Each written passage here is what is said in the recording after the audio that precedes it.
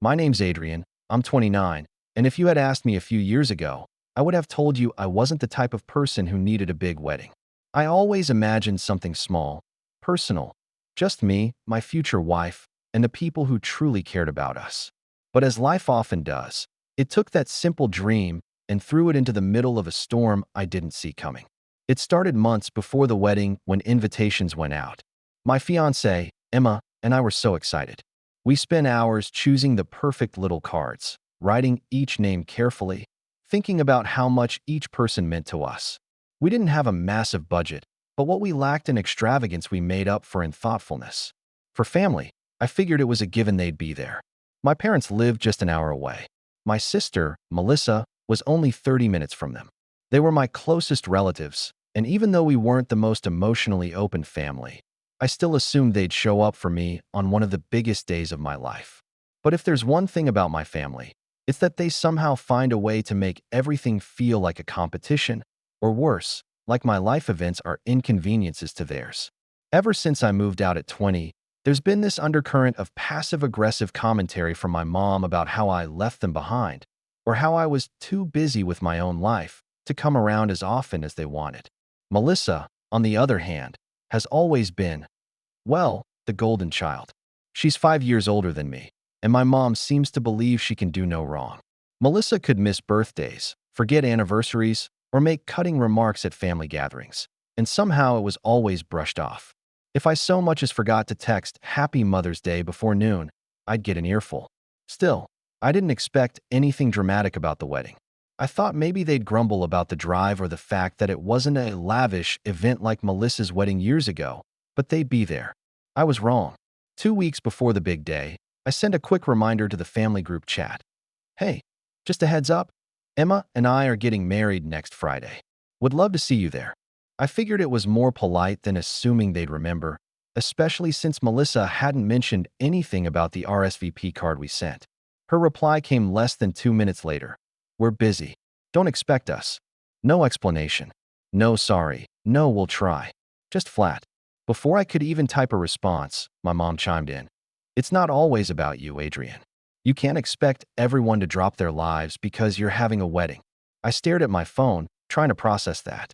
I could feel Emma's eyes on me from across the couch, her hand pausing midair as she scrolled through her laptop. What's wrong? She asked, her voice careful. They're not coming, I said slowly, as if saying it any faster would make it feel too real. Emma blinked, like she wasn't sure she'd heard me right. Your mom and sister? To your wedding. I held up my phone so she could see the thread. Her lips pressed into a thin line, but she didn't say anything right away. That's one of the things I love about her. She knows when I need silence more than words. But the silence in that moment felt like a weight. I typed back just 2 words. Got it. No begging. No guilt tripping. If they didn't care enough to be there, I wasn't going to twist myself into knots to convince them. Over the next few days, I told myself I'd let it go. I still had Emma's family, who had welcomed me with open arms since day one. I had friends traveling from out of state just to be there. I didn't need my mom or Melissa to make the day special. But the thing is, when it's your own family, you can't just flip a switch and stop caring. It started eating at me in quiet moments. When I was at work, when Emma and I were finalizing seating charts, when I'd catch myself daydreaming about walking down the aisle and realizing there'd be 2 glaring empty seats in the front row. I kept picturing Melissa's smug face, imagining her saying something like, well, you didn't come to my barbecue last summer, so why should I come to your wedding? Then, 5 days before the wedding, I found out what busy meant. A cousin of mine posted a picture on Facebook. Melissa, my mom, and a few other relatives at a fancy winery, all smiling like they were posing for a lifestyle magazine spread. The caption read, Family Getaway Weekend. Couldn't be happier. The kicker? The date on the post was for the same weekend as my wedding. They'd planned it weeks in advance. That wasn't just them not coming. That was them deliberately choosing something else, something they knew would clash. It wasn't about being busy. It was about making a point. I didn't comment. I didn't message. I just stared at that photo for a long time, feeling this mix of anger and something that almost felt like grief. Because in that moment, it hit me that my family wasn't just absent, they were actively avoiding me. And deep down, I wanted them to feel even a fraction of the sting they'd just given me. And that's when the idea started forming, quietly, at first. Just a thought, a whisper in the back of my mind. But the more I sat with it, the louder it got. The night before the wedding, that whisper became a plan. I knew exactly what they'd see on Facebook, and I knew exactly how it would make them drop everything. That was the moment everything shifted, and they had no idea what was coming. The morning after I saw that winery post, I woke up with this heavy, gnawing pit in my stomach. It wasn't just about them not coming anymore. It was about the pattern. Every time something important happened in my life, they found a way to downplay it or turn it into a competition. And the more I thought about it, the more memories came flooding back, each one like a little paper cut I'd ignored until I realized I was bleeding. I remembered my college graduation. It was the first time I'd ever seen my dad cry. Except he wasn't crying for me. He was tearing up because Melissa had managed to drive 2 hours in heels and still look camera-ready for the ceremony. My mom gushed about her the entire day, barely mentioning my name unless someone else brought it up. I'd brushed it off back then, telling myself it was just how they were. But now I could see it for what it was. Favoritism, plain and simple. Even the way they talked about Emma had been off. From the moment we got engaged, my mom had this subtle way of undermining her. She'd say things like, "Well, I hope she knows how to handle you, Adrian," in front of everyone, followed by that fake little laugh she used to make things sound like jokes. Melissa would chime in with backhanded compliments. "She's pretty in her own way," or "You must really love her if you're willing to settle down so young," as if Emma wasn't standing right there. Emma always took the high road, smiling politely, but I knew those comments stuck with her. She once told me, in a quiet moment after dinner with my family, "I feel like no matter what I do, I'll never be enough for them." That sentence replayed in my head as I stared at that winery picture. They weren't just skipping our wedding. They were sending a message: "You're not worth showing up for." 3 days before the wedding, my cousin Sarah called me. She's one of the few relatives who's been consistently kind to me, so I picked up, expecting her to check in. Instead, she sounded awkward. "Hey, I just thought you should know. Melissa's been telling people that your wedding's going to be small. Like, really small. She said it's more of a casual get-together than an actual wedding." I blinked, stunned. Why would she even say that? Sarah hesitated. "She told Aunt Linda that you're probably cutting corners because you can't afford anything bigger." She also implied that Emma's family is covering most of it. I could feel the heat rising in my chest. That was a lie, and she knew it. Emma and I had worked our tails off to pay for every detail ourselves. It wasn't a lavish event, but it was ours, and we were proud of it.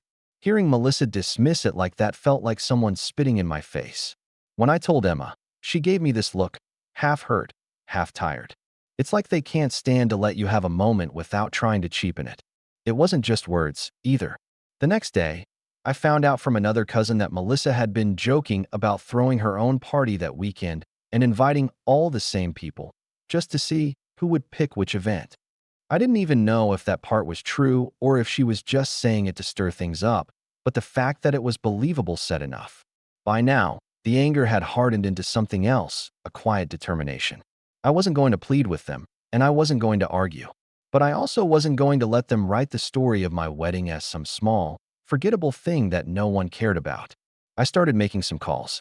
Not to them, but to people I knew they kept tabs on, relatives they always wanted to impress, acquaintances they liked to boast about knowing. I didn't tell anyone my full plan, just that there'd be something worth seeing after the ceremony.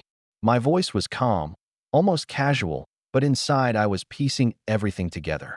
And then, the final straw came. The day before the wedding, my mom sent me a text out of the blue. "If you're going to post pictures online, please make sure they're tasteful. We don't want people thinking you couldn't do better." I read it 3 times, my jaw tightening with each pass. That was it. That was the moment I knew there'd be no holding back. Because what they were about to see on Facebook wasn't just going to be tasteful. It was going to be unforgettable. The morning of the wedding, I woke up before the alarm, staring at the ceiling in that surreal, quiet moment when you realize the day you've been planning for months has finally arrived. Emma was still asleep beside me, her breathing slow and even, her hand resting lightly on my chest. For a few minutes, I let myself feel the simple joy of it. No drama, no distractions, just the thought that by the end of the day, I'd be married to the woman I loved. But peace doesn't last long when my family is involved. Around 7 a.m., my phone started buzzing. At first, I ignored it, figuring it was friends or vendors confirming details. But when it buzzed again and again, I reached over to check. The first thing I saw was a Facebook tag. It was Melissa. I clicked on it and instantly felt my stomach drop. There, plastered across my feed for everyone to see, was a photo of Melissa, my mom, and a group of relatives at a long brunch table, all raising champagne glasses. The caption read, "Celebrating family where it counts." Couldn't think of a better way to spend the weekend. The timestamp? 6:53 a.m. It wasn't just the photo, it was the comments. My mom had replied underneath, "So glad we're all together for something meaningful. Love you all." Another relative chimed in, "Much better than sitting through a boring little wedding." Melissa had liked that comment. I felt my hands clench without meaning to. This wasn't them simply choosing not to come. This was them publicly declaring that my wedding wasn't worth their time, framing it as some insignificant event they were wise to skip. And because they tagged me, they made sure everyone connected to me could see it. It was humiliation, wrapped up in a fake toast and an Instagram filter. Emma woke up to find me sitting at the edge of the bed, phone in hand, staring at the screen like it was something dangerous. "What happened?" she asked, her voice still groggy. I turned the phone toward her. She read it, her face tightening with every line. When she looked up, her eyes were sharp. "They did that on purpose." "Of course they did," I said quietly. They could have just stayed silent, but they had to make a point. And as if that wasn't enough, the second betrayal came barely 2 hours later. We were getting ready. Emma was at her sister's house doing hair and makeup, and I was at the venue checking final details, when one of my groomsmen, Mark, pulled me aside. "Hey, you might want to know about this," he said carefully, pulling out his phone. He showed me a screenshot from a private Facebook group that Melissa ran for family and close friends. Apparently, she'd posted there the night before. "Heads up, if you're invited to Adrian's thing tomorrow, don't feel bad about skipping. It's not going to be much, just a small, no-frills get-together. We'll have something more fun here, with real drinks, for anyone who wants to swing by." The comments underneath made my stomach twist, people laughing, saying they'd rather be where the party's at. Some even said they'd RSVP'd to my wedding but might drop in to Melissa's instead. I just stood there, staring at Mark's phone, trying to decide which part hurt more. The fact that my own sister was openly undermining my wedding, or the fact that my mom had liked the post. I felt a strange calm wash over me, the kind that comes right before a storm. This wasn't just petty favoritism anymore. This was sabotage. She wasn't content to skip my wedding. She wanted to make sure other people skipped it too. She wanted to rewrite the story before it even happened. I didn't tell Emma right away. She had enough to focus on, and I didn't want to start her day with anger. But inside, I made a promise to myself. This was the last time my family would ever get to play the role of the puppet master in my life. And as I stood there, watching the final touches being put on the reception hall, the plan I'd been quietly building for days solidified into something sharper, more deliberate. They wanted to make a statement? I'd make one they'd never forget. By the time guests began arriving at the venue, the sting of what they'd done was no longer just sitting in my chest. It had settled deep, like a weight pressing on every breath. I smiled, shook hands, and greeted people, but inside I felt hollow. Every time my eyes drifted toward the front row, the two empty chairs stood out like neon signs. They weren't just empty seats, they were proof. Proof that my family had chosen not to be there. Proof that they'd rather sip champagne at some fun, alternative gathering than witness the vows I'd spent my whole life hoping to say. Emma's side of the family noticed. I could see it in the way her mom's smile flickered when she looked at the front row, or the way her cousins exchanged quiet glances. Even my best man, Chris, caught my arm before the ceremony started and muttered, "Man, I'm so sorry." He didn't have to explain why. The ceremony itself was beautiful. Emma was radiant. The vows were heartfelt. But there was a moment, just as we turned to face everyone after the kiss, when my gaze scanned the room almost on instinct. For a split second, I expected to see my mom's face in the crowd, Melissa rolling her eyes like she thought the whole thing was overly sentimental. But the space where they should have been was still painfully, deliberately empty. At the reception, I went through the motions, cutting the cake, clinking glasses, giving my toast, but I felt like I was watching it all from the outside. My joy kept hitting a wall. every happy moment shadowed by the thought of what they were doing right then. Were they laughing at me? Checking social media to see if they'd won the night? Maybe Melissa was posting another picture to make sure I saw them having a better time. When the photographer gathered everyone for the big group photo, I couldn't ignore the gap where they should have been standing. Later, when the DJ invited family up for the first dance circle, Emma's dad pulled me into a hug and whispered, "You've got us now." It was meant to be comforting, and it was, but it also broke something in me. Because it reminded me how absent my own blood was, and how normal that absence had become. That night, after the last guest left and the venue was quiet again, I slipped away to the side garden and sat alone under the string lights. Emma was inside with her friends, laughing over the last slices of cake, but I needed a moment to breathe. The cool air felt good, grounding, but my mind wouldn't stop circling the same thought. They didn't just miss my wedding, they chose to erase it. I pulled out my phone and scrolled through Facebook. Sure enough, Melissa had posted again. A boomerang video of her and my mom clinking wine glasses at the winery, with the caption, "Perfect day, perfect company." Dozens of comments, heart emojis, people telling them how lovely they looked. And because she'd tagged me again, it was now sitting on my own timeline for everyone in my circle to see. Something about that broke the last thread of hope I had that they might regret it later. They weren't embarrassed, they were proud. I didn't reply. I didn't untag myself. I didn't even block them. Instead, I sat there under those lights, letting the anger burn low and steady. If I'd learned anything about my family, it was that reacting too soon only gave them more ammunition. But if I waited, if I was patient, I could make sure my response wasn't just emotional. It was unforgettable. As I watched the tiny white bulb sway overhead, I started piecing the plan together in my mind. This wasn't about getting even in the heat of the moment. This was about making sure that when I finally acted, they'd feel the sting for years. And in that quiet, with the laughter from the reception faint in the background, I made a promise to myself. I'd stop trying to earn a place in their version of family. Instead, I'd show them exactly what it felt like to be left out. The weeks after the wedding were strange, like living in two different realities. On one hand, my life with Emma was better than ever. We went on our honeymoon to this little coastal town in Italy, where the mornings smelled like espresso and the afternoons felt like time had slowed just for us. For the first time in years, I wasn't constantly glancing at my phone, waiting for some passive-aggressive text from my mom or some new slight from Melissa. On the other hand, there was the silence. I didn't hear from them at all. Not a call, not a congratulations card, nothing. The only acknowledgement of my wedding from my side of the family was a single, half-hearted comment my mom left on one of Emma's honeymoon photos. "Looks fun." I knew better than to take it personally. This was their way of saying, "We're still not impressed." Instead of letting it eat at me, I put my focus into building the life Emma and I wanted. And little by little, that life started to grow in ways I hadn't expected. I'd been running my own design firm for a couple of years, mostly small projects, word-of-mouth clients. But about a month after the wedding, I landed a major contract with a real estate developer who wanted to revamp all their marketing materials. It was the biggest project I'd ever taken on, and when it launched, my business took off. Referrals started pouring in. I went from managing 2 part-time contractors to having a small team and an actual office space. Emma was thriving too. She got promoted to a senior position at her firm, which came with a pay bump and a lot more autonomy. We moved out of our cramped apartment into a 3-bedroom house with a backyard big enough for the dog we'd been talking about getting since our engagement.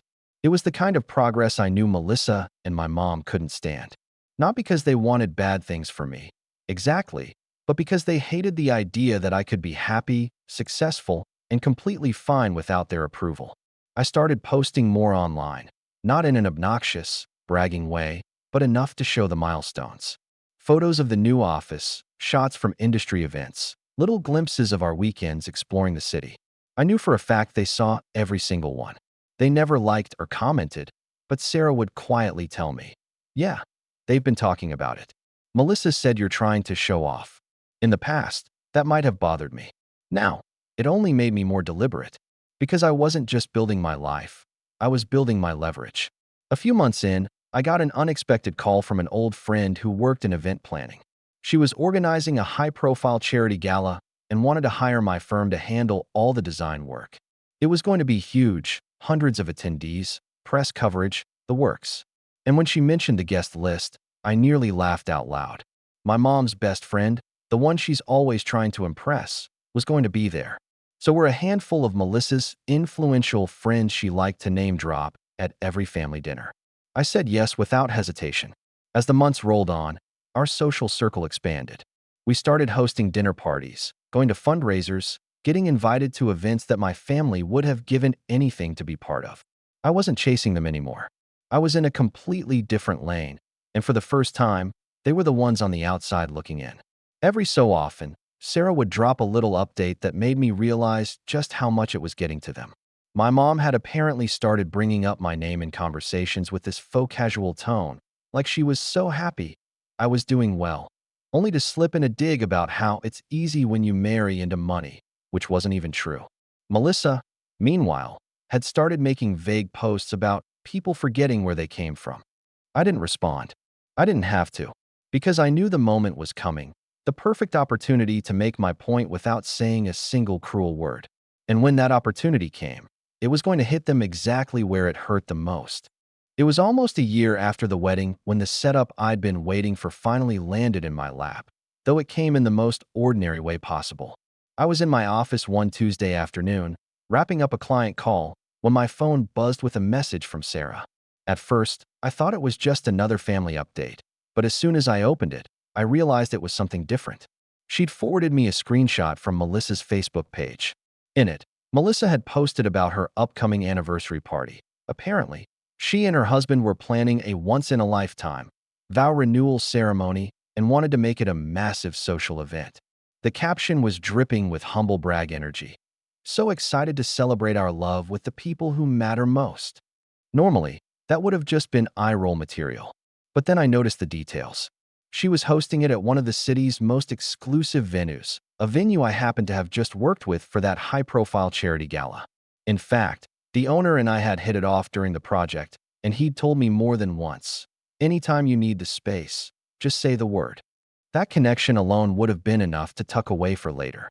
But Sarah's next message is what made me stop mid-scroll. She's been bragging about the guest list, Sarah wrote. She's inviting half the city. But the thing is, she hasn't actually booked the venue yet. Says she's working out the details. I sat back in my chair, letting that sink in. Melissa was publicly hyping an event she hadn't locked down, at a venue I now had a direct line to. The universe couldn't have handed me a cleaner setup if it tried. I didn't do anything right away. Patience was still my best weapon. Instead, I filed that nugget of information away and kept working. Over the next few weeks, my position only got stronger. My business hit another growth spurt, thanks to a major contract with an international brand that boosted my profile. Emma and I were featured in a local lifestyle magazine as one of the up-and-coming couples in the community. Invitations to more exclusive events rolled in, and my network kept expanding. Through it all, I stayed connected with the venue owner, even collaborating with him on a new design concept for their marketing materials. He trusted me, liked me, and, most importantly, was willing to prioritize my requests. Then, about 2 months before Melissa's planned vow renewal, I got a call from Sarah that confirmed everything I needed. She's still talking about it like it's a done deal, she said. But I overheard her telling Mom she hasn't signed anything yet. Said the deposit is a lot, and she's waiting for the right time. That was it. The moment the opportunity went from possible to guaranteed. I knew exactly how to move next, and how to do it without ever having to be the bad guy on paper. The only thing left was timing it perfectly so that when the trap closed, they'd have no way to back out without losing face. And as luck would have it, an even bigger chance to twist the knife was just around the corner, one that would make the sting unforgettable. 2 weeks later, the opportunity presented itself so cleanly it felt like the universe had gift-wrapped it for me. I was at the venue for a quick meeting with the owner, Martin, to finalize some design tweaks for his spring campaign. As we were wrapping up, he mentioned offhand, "By the way, I've had a lot of inquiries for summer weekends, especially August. People are scrambling to book." That was all I needed to hear. Melissa's anniversary party was planned for late August. If I wanted to, I could quietly make sure that weekend wasn't available by the time she got around to committing. And better yet, I could do it in a way that was completely above board. "Actually," I said casually, Emma and I were thinking of hosting a big event later this summer. Sort of a delayed thank you party for everyone who supported us last year. Could be a great way to showcase the venue, too. August might be perfect if you've got space. Martin didn't even hesitate. For you? Absolutely. What date? I named the exact weekend Melissa had been bragging about. He pulled up the calendar, penciled me in, and within 5 minutes, the contract was signed. Deposit paid. Done. I didn't tell anyone, certainly not Sarah. This wasn't the kind of thing you risk leaking. Instead, I began planning the event for real. Emma loved the idea. She'd been wanting to throw a large get-together anyway, something bigger than our usual dinner parties. We decided to make it a semi-formal evening with live music, incredible food, and a guest list that mixed our friends, business contacts, and some of the most influential people we'd met over the past year. Over the next few weeks, I quietly made sure the right people knew about it. Not in a showy way, just a passing mention at other events, a save the date sent to a few strategic attendees who I knew also happened to be on Melissa's target guest list. Word travels fast in this city, especially when it's about something new and exclusive. Sure enough, about a month before her party date, Sarah called me, trying to keep her voice low. So, Melissa just found out the venue's booked that weekend. She's furious. Apparently, they told her it's been reserved for months, and there's no way to move it. I could almost hear the sound of her pride cracking. Did she say what she's going to do? I asked, keeping my tone light. She's scrambling to find a new location, but everywhere decent is either booked or way out of her budget. And Mom is livid. She's saying whoever booked it must have known. I didn't confirm or deny anything, just chuckled and said, "That's rough. Hope she figures something out." A week later, I started sending out our formal invitations. Sleek black envelopes with gold lettering, each one promising an unforgettable evening at one of the city's most sought-after venues. Emma and I had decided to go all out, top-tier catering, a jazz quartet, a champagne bar. And here's where the real sting came in. The invite list was so overlapping with Melissa's that I knew the comparisons would be inevitable. Sure enough, word got back to me within days. Guests who'd already RSVP'd to Melissa's vow renewal started politely declining her backup plan location, a bland banquet hall on the edge of town, and telling her they'd already committed to another event. By the time August rolled around, Melissa's once-in-a-lifetime party had been reduced to a half-empty gathering, while ours was a packed, glittering success. I didn't have to say a word about it to her. She knew. My mom knew. Everyone in the family knew. And the best part? I'd never lied, never confronted them, never even mentioned the booking. I'd simply moved first. The look on their faces when they eventually saw the photos from that night was going to be worth every ounce of patience I'd poured into the plan. The night of our event felt like the culmination of everything Emma and I had worked toward, not just in the last year, but in our entire journey together. The venue glowed under warm lighting. The air was filled with the hum of conversation and music, and everywhere I looked, people were laughing, toasting, connecting. It wasn't just a party. It was a statement, the kind my family could never rewrite or diminish.